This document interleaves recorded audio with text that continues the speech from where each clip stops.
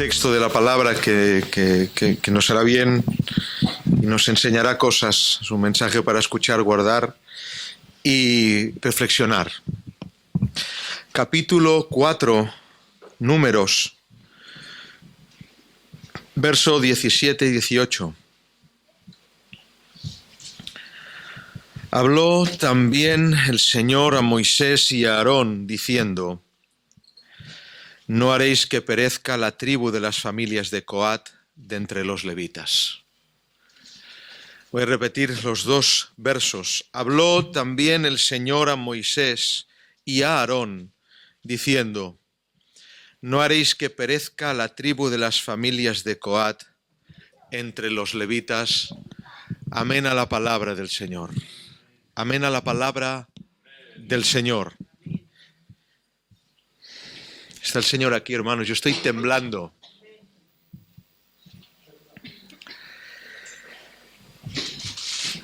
Las Escrituras nos cuentan y nos dicen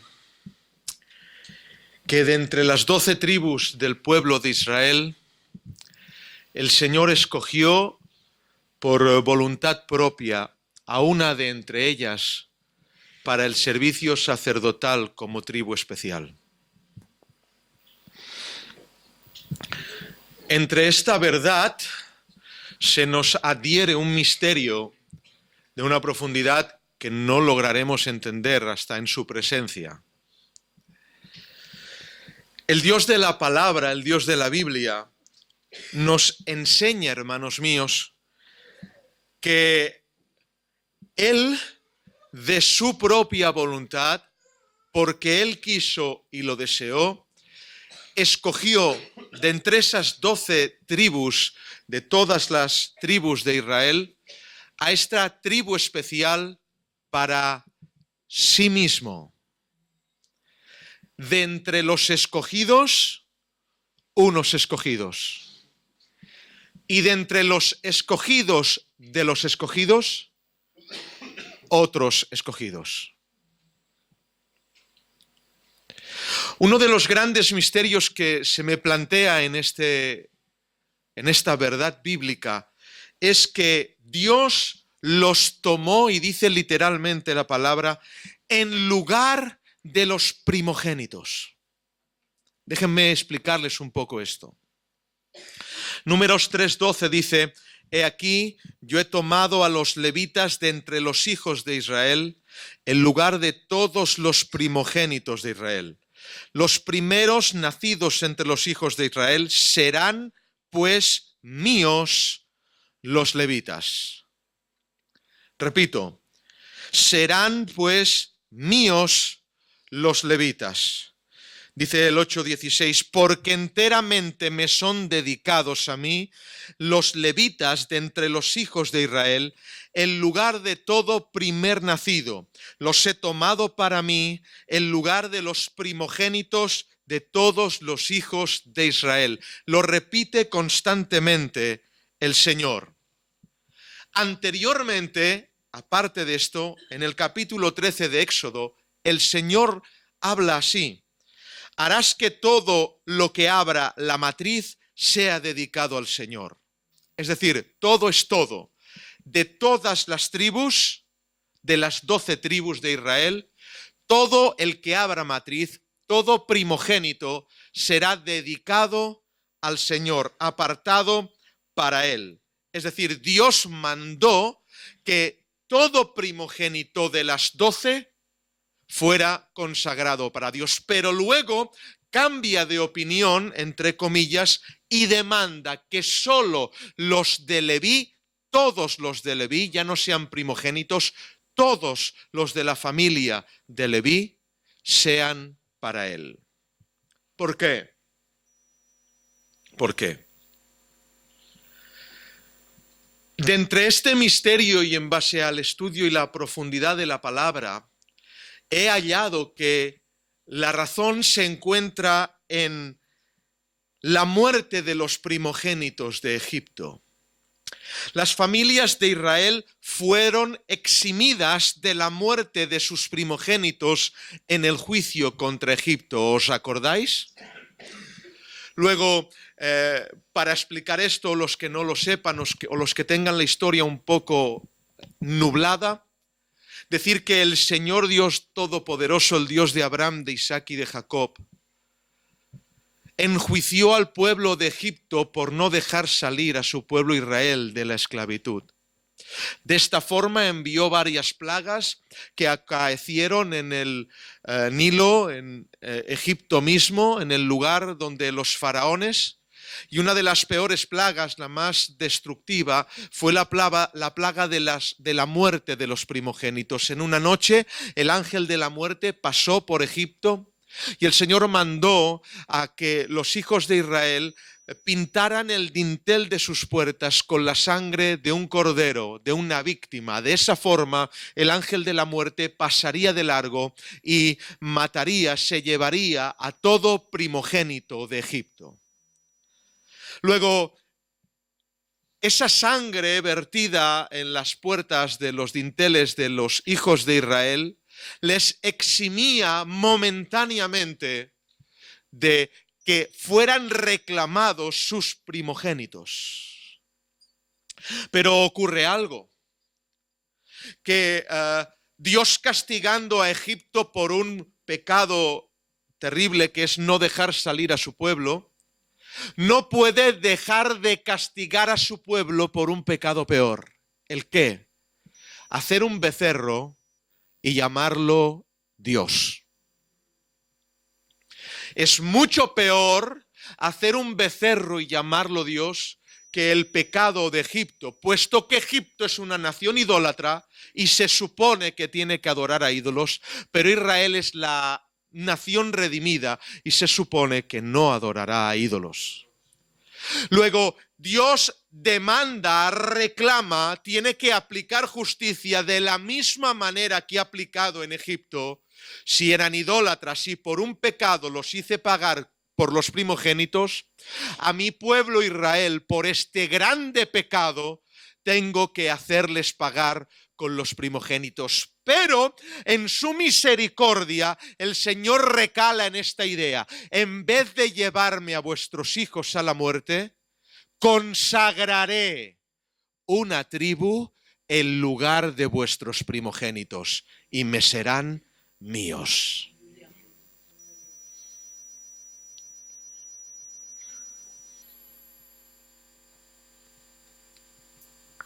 Israel merece el juicio por el ídolo egipcio y el juicio reclama los primogénitos.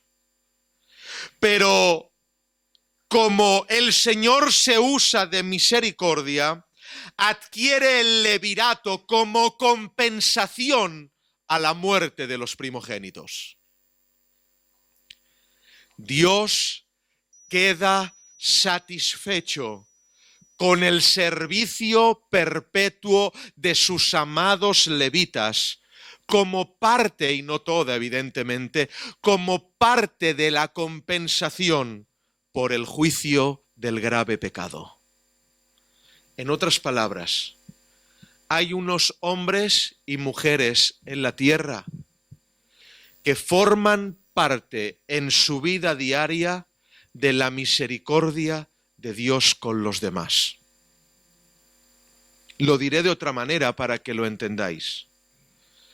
Una de las funciones sacerdotales de esta clase de gente es detener juicios. Y yo creo con todo mi corazón, hermanos, que esto es una función que algún grupo de los grupos de los escogidos, y entre los escogidos en las iglesias detienen juicios de Dios. Me acuerdo de aquella frase que el Señor dijo a Jeremías: ni que Moisés ni Samuel se pongan delante de mí, mi voluntad no estaría con este pueblo. Estoy diciendo, a veces Moisés y Samuel me han hecho detener juicios. Y yo estoy convencido del todo que hay gente, levitas, en el pueblo del Señor que detienen los juicios de Dios. La función sacerdotal puede provocar que haya una bendición en detener juicios contra una iglesia. El servicio de unos pocos puede provocar, voy a modificar un poco la frase, el servicio y el buen olor de ese servicio delante de Dios puede provocar que en una iglesia sean detenidos juicios. Y digo más, hay gente que está viviendo por la oración de otros. Voy a destruir Sodoma y Gomorra. Si hubieran 500, Señor, si hubieran 500 no lo haría. Si hubieran 100, Señor, si hubieran 100 no lo haría. Y si hubieran 10, Señor, si hubieran 10 no lo haría. Esta tarde este sermón va dedicado en alabanza a los que, sin saberlo, estáis deteniendo juicios en la iglesia. A los que vuestra oración agradable está deteniendo juicios a los inconstantes. A los que, sin saberlo, la alabanza constante está haciendo que Dios cambie, entre comillas, y esto es un antropoformismo, cambie de pensamiento en derramar ira y convertirlo en misericordia. Recuerdo una vez que el Señor se aira con Israel y Moisés y Aarón se ponen delante de él. Y los respeta. Hay sacerdotes en medio del pueblo de Dios a los que Dios respeta. No sé si están viendo la profundidad de lo que estoy hablando. Y a veces no son los predicators. A veces son ancianos o ancianas que viven de rodillas. A veces es la oración de un joven a la cual nadie escucha, pero Dios tiene el oído presto. Por este vale por 10, no enviaré el juicio a la tierra. Alabo al incógnito, alabo a aquel que no se hace ver, alabo al que busca y detiene el juicio, alabo al que está orando y no sabe por qué, pero le viene una persona a la mente, se la ha puesto Dios, no es una idea humana, se la puso Dios porque Dios va a emitir un juicio, pero si me lo pides tú, yo no lo hago. Una alabanza a los levitas que detienen juicios. Esa intercesión no solamente es, escuchen por favor, no solamente es manifestada en oración. Una intercesión bíblica puede ser simplemente una vida en Cristo. El vivir, el andar con Él es intercesión con Dios. Porque hay quien se arrodilla sin arrodillarse. Y hay quien ora sin orar. ¿Me están entendiendo? Hay quien se arrodilla sin arrodillarse, en realidad su corazón no está arrodillado. Y hay quien ora sin ser oración, está emitiendo palabras, pero su corazón no está humillado. Pero hay quien va a trabajar y está de rodillas. Hay quien está incluso de vacaciones de rodillas. A esas personas me es mi alabanza. No es casualidad que hoy el hermano Diego esté aquí. Es la tribu que Dios designa de entre todas y empieza a dar tierras, norte, este, sur, oeste. Tú te pondrás aquí en esta tierra, tú te pondrás a la otra tierra, y la tribu con más responsabilidad se frota las manos aquel día. Porque si todos estos no hacen nada y tienen tierras, levitas, ¿qué nos tocará a nosotros? Y los levitas dicen, ¿cuál tierra nos va a dar? Porque para nosotros será el gran cacho. Y cuando llega a ellos les dice, vosotros no tendréis tierra. ¿Por qué, Señor? Y ahora Dios abre el corazón. Porque yo, el Señor, soy vuestra herencia.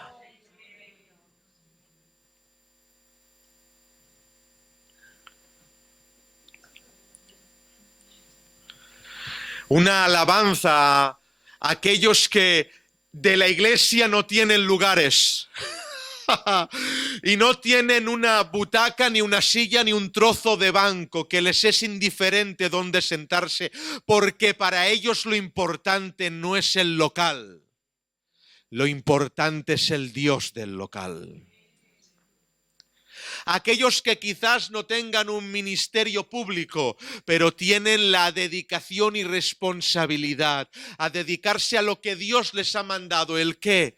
Dedicarse a Dios. Dice Deuteronomio 18:2, el Señor Dios de Israel es vuestra herencia.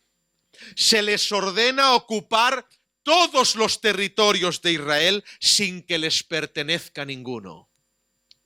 Se les ordena bendecir a todas las familias sin que ni una sea de ellos. Ese es una aplicación al ministerio pastoral. Los pastores estaremos toda una vida cuidando de gente que nunca va a ser nuestra. Se les ordena vivir en una tierra sin una posesión terrenal, sino con una posición o posesión celestial. Nada en la tierra será tuyo, levita, pero todo lo del cielo te pertenece.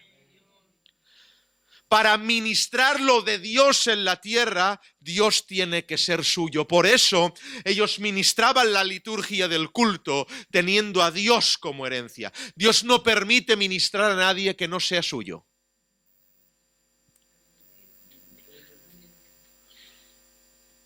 Así que una alabanza a los levitas. Ese ministerio de no tener nada aquí en la tierra es una aplicación pastoral y teológica, evidentemente, para cada uno de nosotros. Si a usted le pertenece algo de aquí, se equivocó de lugar. Somos peregrinos en esta tierra, pero hay algo que nos pertenece, hermanos. Aquel que está sentado en el trono. Sí, es así de fuerte. Siempre decimos somos de Dios, pero doblad la oración. Dios es mío. En el libro de Cantar de los Cantares se repite esta palabra algunas veces. Mi amado es mío y yo soy suya. Porque ¿de qué vale que usted sea de Dios si Dios no es suyo? Dios tendrá celo por usted, pero usted no tiene celos de Él. Porque yo tengo celos de Dios. Dios es mío y quien lo toque me lo cargo. Así de sencillo.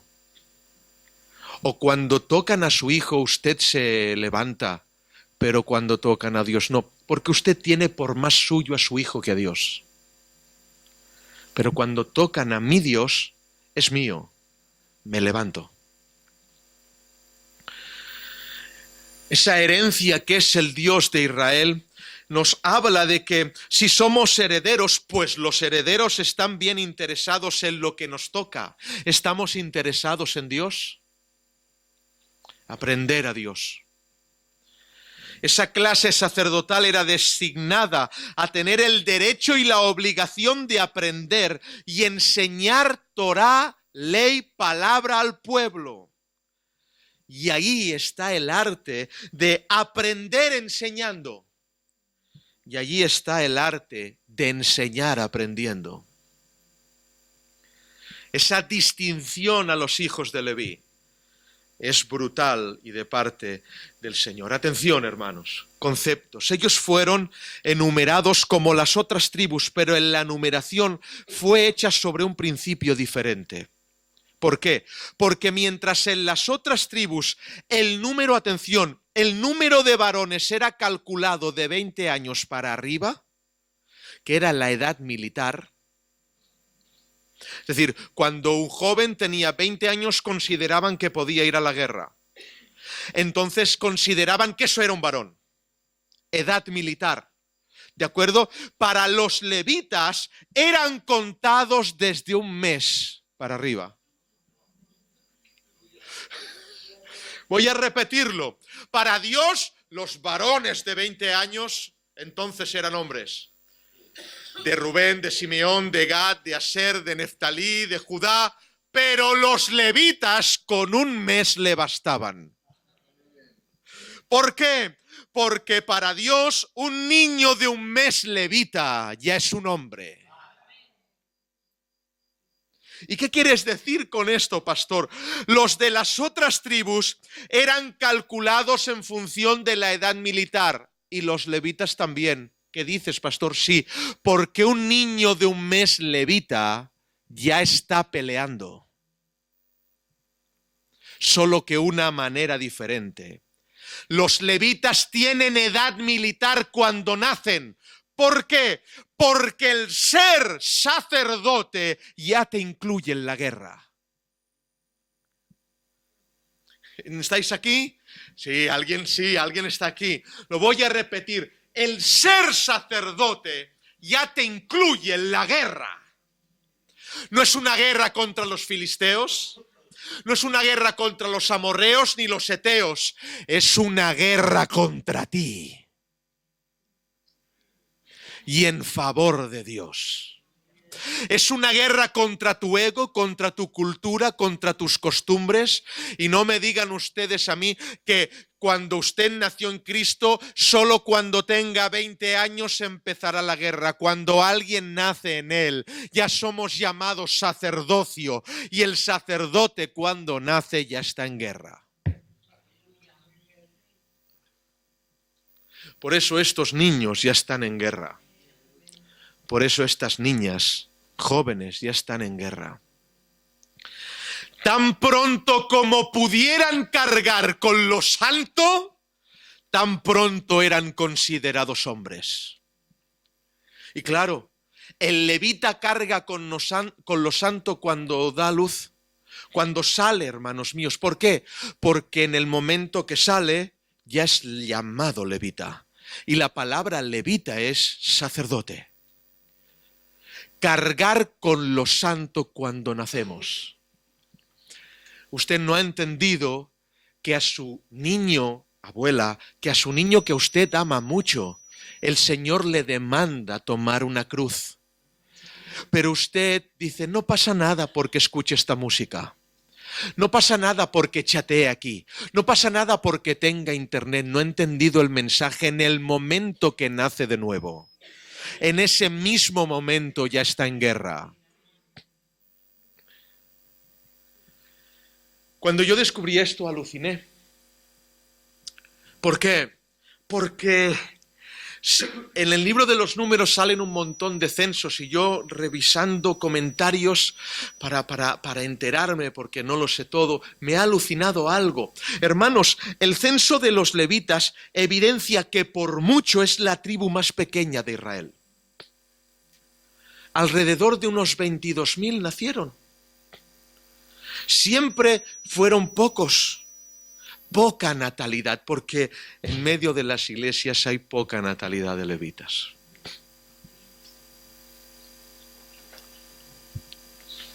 Pocos cargan con lo santo. Pocos tienen esa responsabilidad. Las injerencias en las ocupaciones. Os podría hablar de cómo un levita servía en el templo, pero bueno, os voy a decir una cosa bien sencilla. El Señor les prohibió que llevaran calzado. ¿Sabéis lo que es, hermanos míos, el mármol a pleno verano? ¿Sabéis lo que es el mármol en pleno invierno? Pero ellos servían y no se ponían calzado porque el Señor lo había ordenado. Es por eso que Israel consideraba un milagro el nacimiento de un levita.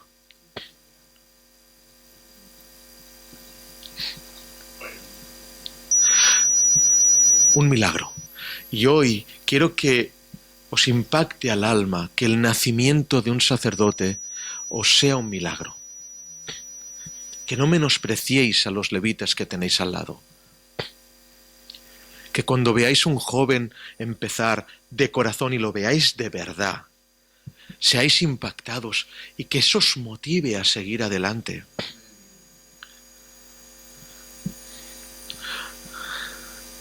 Y es verdad que estaba restringido a los varones el servir a Dios en el templo. Sí, pero hermana, una levita no rendirá en el templo, pero una levita parirá un levita. Hay un texto que ahora me viene a la mente y no sé por qué digo esto. Dice Pablo, ¿y la mujer qué? La mujer se salvará. ¿Cómo? Engendrando niños. Solo que hay una cosa que el pobre Pablo no entendió. La mujer no engendra, concibe. ¿O no?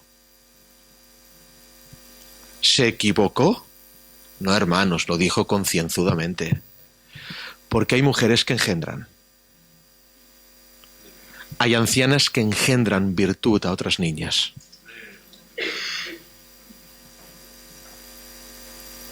Y engendran paternidad y maternidad. Y engendran valores, engendran sustancia de Dios, engendran palabra de Dios. El censo de los levitas era más bajo, hermanos. Y ¿saben qué? Causalmente, y no me he equivocado, causalmente hay una cosa impresionante. Cuando uno cuenta el censo de los levitas, de todos los levitas, porque todos los levitas eran como primogénitos, da aproximadamente 22.000. Y cuando uno censa los nacidos primogénitos de todas las tribus de Israel, ¿sabes cuántos son? 22.000. ¿Saben qué significa? Que cada levita era puesto por un primogénito. Dios es perfecto. Me alucina, hermanos míos, hasta en los números Dios es escandalosamente perfecto. Se dice que sobraban 273 y dicen los antiguos de Israel que Moisés puso una urna para que en esos 273 que faltaban escogieran un papel o algo así, y que en ese momento ese pergamino se dijera si le tocaba un hijo de Leví o tenía que pagar 5 siclos de plata. Hermanos, nosotros como aquellos que no somos de la tribu de Leví, nos toca un levita. Y os digo una cosa, por suerte no nos tocó pagar 5 siclos de plata, porque nosotros no podemos pagar la redención, pero hay un sacerdote que nos ha tocado por suerte, hermanos.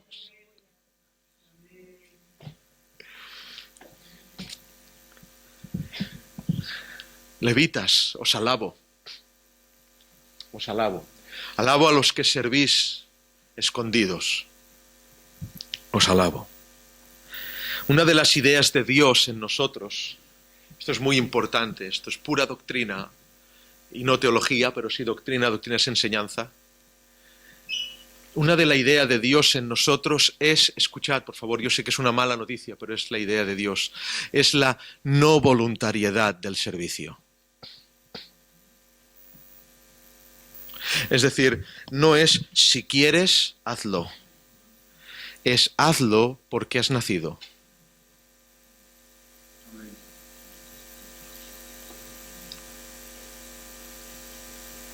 La no voluntariedad es la idea de Dios. El que es llamado hoy es nacido para el sacerdocio. El que es nacido de nuevo es llamado inevitablemente. Por eso usted no tiene que ayunar si quiere. Usted tiene que ayunar si es. Usted no tiene que orar si quiere. Usted tiene que orar si es. Y bueno, y ayunar y orar. Usted no tiene que amar si quiere. Usted tiene que amar si es. Usted no tiene que perdonar si quiere. Usted tiene que perdonar si es. Usted no tiene que santificarse si quiere. Usted tiene que santificarse si es. No se trata de querer, eso es voluntariedad. Se trata de ser, eso es identidad. Si usted es, tiene que hacerlo. Dios no pregunta, es una idea romántica. A mí me predicaron esto cuando yo me entregué al Señor. Bueno, Dios es tan elegante y tan caballero que te pregunta si quieres. Me predicaban esto y yo, oh, qué caballero es, lo veía con un bombín, hermanos. Hasta que leí la Biblia y me di cuenta que a mí nadie me ha preguntado nada. Me señaló y me obligó. Yo no estoy aquí porque quiero, estoy aquí obligado. Ahora sí, es una obligación de amor. Un llamado irrefrenable. Una atracción que no se puede resistir. Gloria tenga su nombre. El otro día hablaba con un pastor y estábamos hablando y siempre me sorprende y voy a decir su nombre porque hoy no está aquí. Me decía, yo aprendí y me contó el Señor la aceptación de mi llamado en un tiempo en que yo estaba cumpliendo el llamado del Señor. ¿Y dónde estabas, Pablo? Le decía yo, en Finlandia, en Estados Unidos. Y me dijo, no, fregando váteres durante 2 años.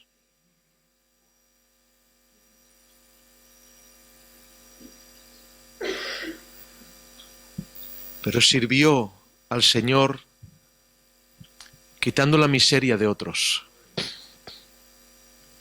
Nuestro hermano Pablo, 2 años fregando lavabos de iglesias y de casas de pastores. Ah, pero no, que no le pagaban. ¿Por qué? Porque su herencia era Dios, hermanos. Y de eso se engendra otro. Es por eso que el Señor, Dios Todopoderoso, habla en concreto a la tribu de Leví. Y aquí es donde quería llegar. Muy breve, intentaré ser breve. Ese llamado a la tribu de Leví, y de Leví le salen 3 hijos, uno Gersón, otro Merari y otro Coat. Y a Gersón le dice, Gersón me servirá transportando los utensilios del templo y estará bajo las órdenes de Itamar, hijo de Aarón. Y también Merari me servirá transportando los utensilios del templo, hablo del tabernáculo. ¿Os acordáis que Israel se movía por el desierto? Transportando los demás utensilios que se repartan con Gersón. También están a las órdenes de Itamar, hijo de Aarón. Porque cuando uno está a las órdenes de Aarón, es guapo. Pero cuando uno está a las órdenes del hijo de Aarón, ¿por qué yo no puedo estar a las órdenes de Aarón? Porque Dios ha querido que estés a las órdenes de su hijo. Pero si yo soy más viejo, lo ha querido así el Señor. Muchas veces ha habido ancianos que se han sometido a sus hijos en la fe. Brutal. Pero porque lo ha querido el Señor. Pero Gersón, Merari, y ahora Dios hace así, se gira. Y los de Coat se quedan así, y nosotros, porque es que, Señor, no les has dado ninguna tarea. Y ahora Dios les dice a los de Coat, vosotros lo haréis todo. ¿Cómo, Señor? Que vosotros lo vais a hacer todo. Estos solo transportarán. Vosotros os ocuparéis de todas las cosas santas. Una de las cosas que manda Dios a Coat que hagan, uno de los principales servicios era cubrir las cosas santas. Gloria a Dios por los coatitas que cubren las cosas santas. ¿Saben por qué? Porque dice Dios, solo vosotros las veréis. Y ni vuestros hermanos podrán verlas. Cubriréis con piel de tejón, cubriréis con piel de marsopa. Cuando las transportéis, solo vosotros las podréis tocar y nadie más. Impediréis que se vean. Su servicio era mantener el orden en todas las cosas en el tabernáculo. Qué alegría, hermanos, que haya coatitas en la iglesia del camino que se levanten para mantener el orden. que cuando vean una crítica se levanten para mantener el orden, que cuando vean un comentario fraudulento se levanten para mantener el orden, que cuando vean desórdenes se levanten para mantener el orden. Coatitas, la familia escogida de los escogidos. Ordenaban de principio a fin todo lo concerniente a la liturgia. La liturgia la llevaban a la vida, es decir, ellos no solamente formaban parte de la liturgia de Dios, sino que esa liturgia era llevada a la vida, y de eso se trata ser cristiano, de llevar al culto a después. El orden se manifestaba en su forma de vivir y se extendía al templo y viceversa. El templo era la escuela por la cual vivían. Y es así en nosotros, hermanos. ¿Es este lugar la escuela por la cual tenemos que vivir? ¿O somos dos personas? Tenemos dos almas. Una la del culto, otra la de casa. No sé por qué me viene esto ahora, pero uno de los mensajes que creó más polémica el año pasado era un mensaje acerca de la sexualidad cristiana. Y el mensaje trataba de decir que, no sé por qué digo esto, trataba de decir que, con todos mis respetos a los ancianos, la habitación de nuestro cuarto no es el cuarto oscuro donde no puede entrar Dios a ver las cosas, hermanos. Allí está Dios. Y hay gente que se enfadó mucho por esto, porque cree que cuando cierra la puerta allí se puede hacer de todo. Y eso provocó que muchos se enfadaran por este mensaje. ¿Y qué quiero decir con esto? Tu vida, tu trabajo, no es el cuarto oscuro en el cual Dios no te ve.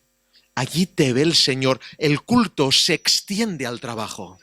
El culto se extiende a una comida en casa. El culto se extiende a tus horas de descanso. El culto se extiende cuando uno abre un iPad, cuando uno tiene un móvil. El culto se extiende a Internet. Allí hay culto también. Mantenían, además de todo eso, el servicio del pan sagrado. ¿Saben cómo le llamaban al pan sagrado? El pan de la presencia. Pero que es que cuando lo comían sentían cosas. No. Pero era el pan de la presencia. Porque aunque no sintieran, había presencia en el pan.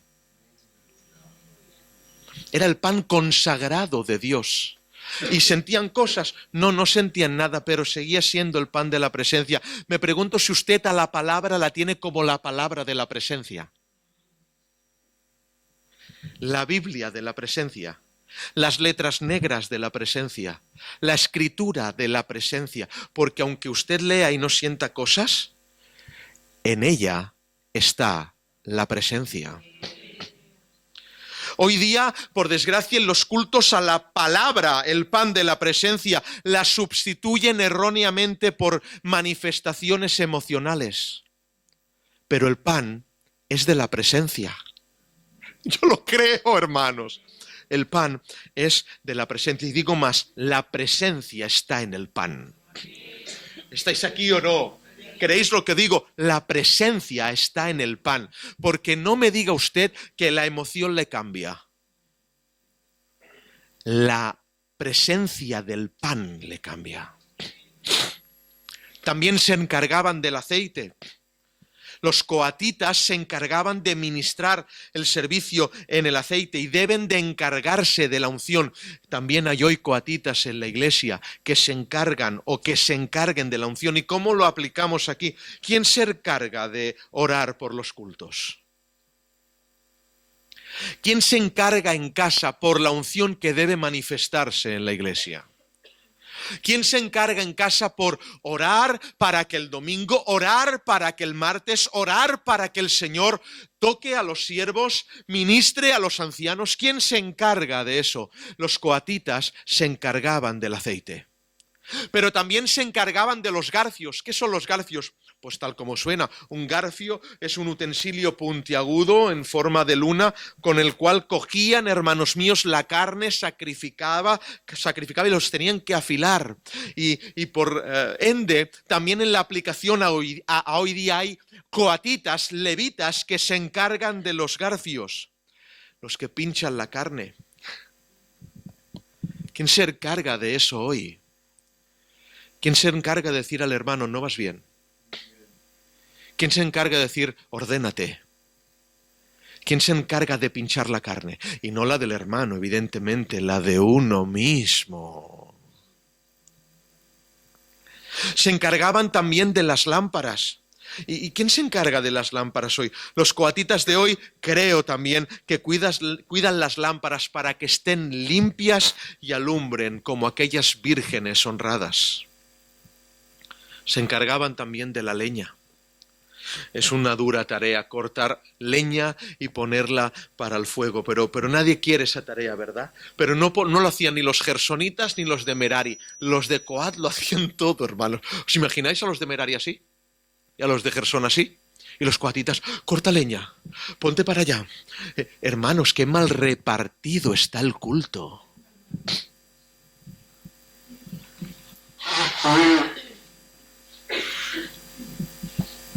Y por ende, al día de hoy sigue siendo así. Porque ves a unos que con la lengua fuera lo hacen todo y a otros que no hacen nada. Y usted no hace nada. Y ve a uno que viene a ayunar, que esto, que predica, que sube para abajo, que ora, que aquí, que allá. Pero yo vengo aquí, me pongo en mi sitio. Que el Señor haga que nazcan coatitas, hermanos. Se encargaban también de la menorá, de cuidar la luz. La menorá, ¿dónde está aquí? La menorá, de cuidar el candelero. Os invito, hermanos, a que cuidéis la luz de la iglesia. Hay una cosa que me impacta. Se encargaban de los braseros que constantemente tenían que estar ardiendo. Y se encargaban también de quitar las cenizas. Esto es brutal. Esta tarea me asombra. ¿Qué significa quitar las cenizas? Sí, el desagradable servicio de después del culto. ¡Tachán! Otra oportunidad. Porque ordenarla, cuando la cosa está ardiendo, todo el mundo quiere, ¿verdad?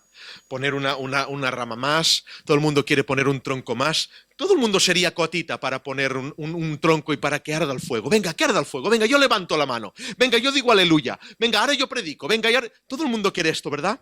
Pero ¿quién quita las cenizas después? Cuando después de que el fuego ha bajado, ¿quién sigue sirviendo?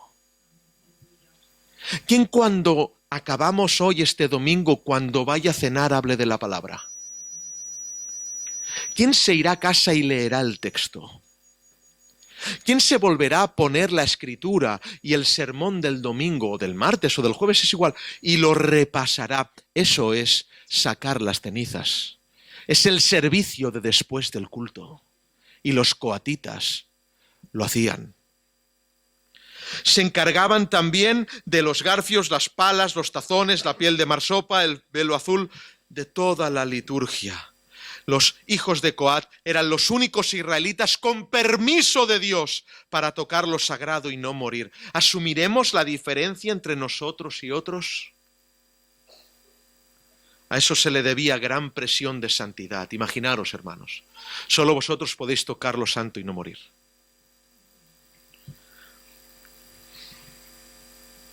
Una vida de angustia, una vida de presión. No depresión, sino de presión. Bueno, y alguna que otra depresión también.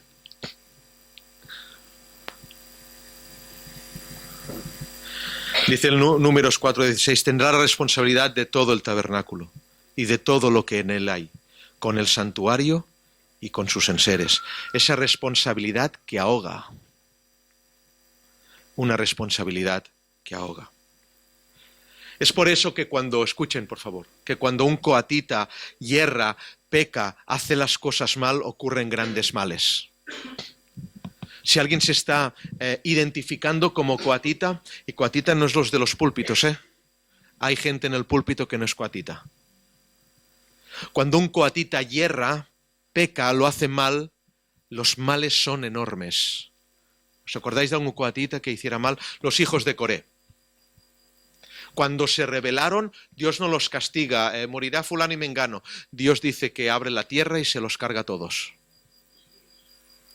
¿Os acordáis de otro coatita? ¿Os acordáis cuando David, venga, que lleven el arca a los bueyes? Y los coatitas, ¡vale!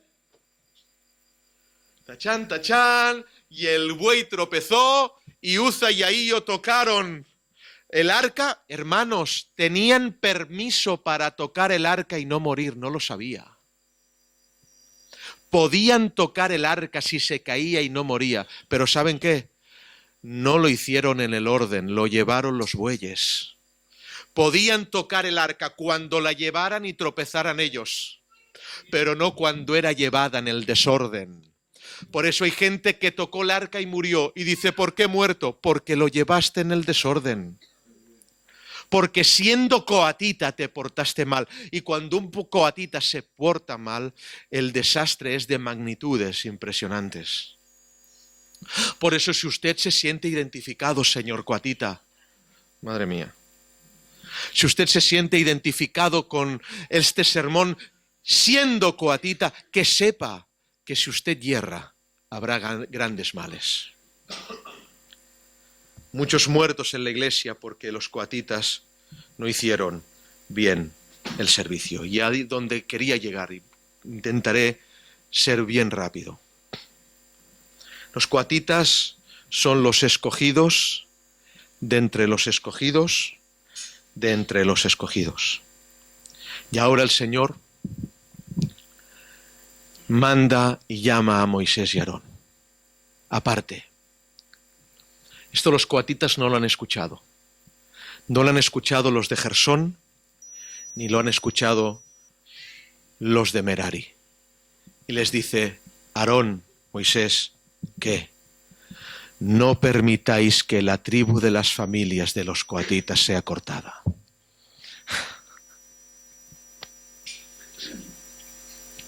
Es decir, uno de los mandamientos que dio Dios a Moisés y Aarón era preservar ante toda costa a los de Coat.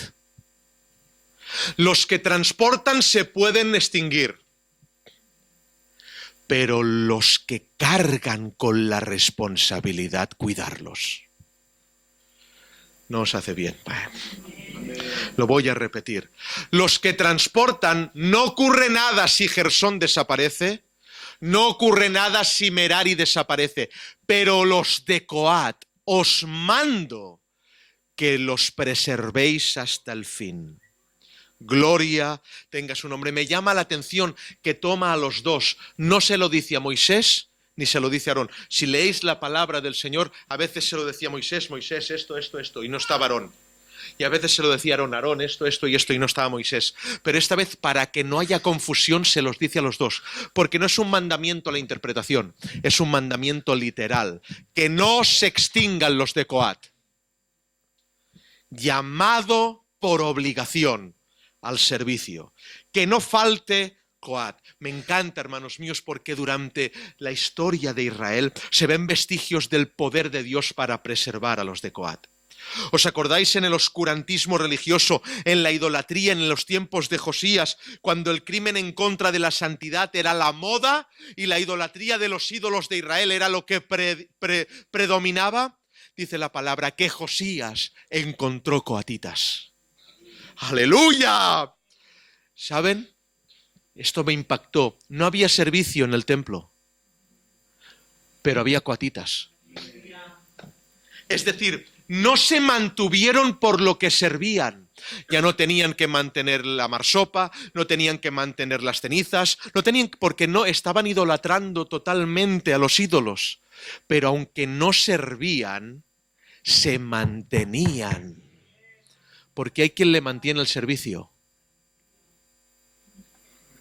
Otra oportunidad. Hay quien le mantiene el servicio.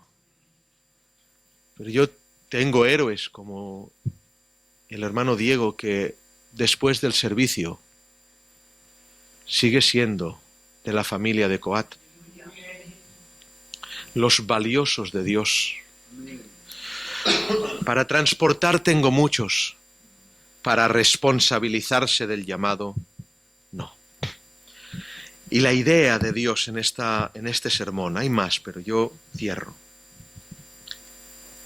es que hay una palabra que dice Dios como misterio, que les dice a Aarón y a Moisés, una palabra que les manda acerca de los de Coat, de los levitas, le dice, haz llegar a los levitas. Haz llegar, hermanos, es un término que solo alude a la ofrenda sacrificial del templo. Es decir, solo Dios dice eso, manda eso cuando se les trae la ofrenda. Haz llegar esta ofrenda, haz llegar esta ofrenda, haz llegar esta ofrenda. ¿Saben qué está diciendo Dios? Los levitas me son ofrenda.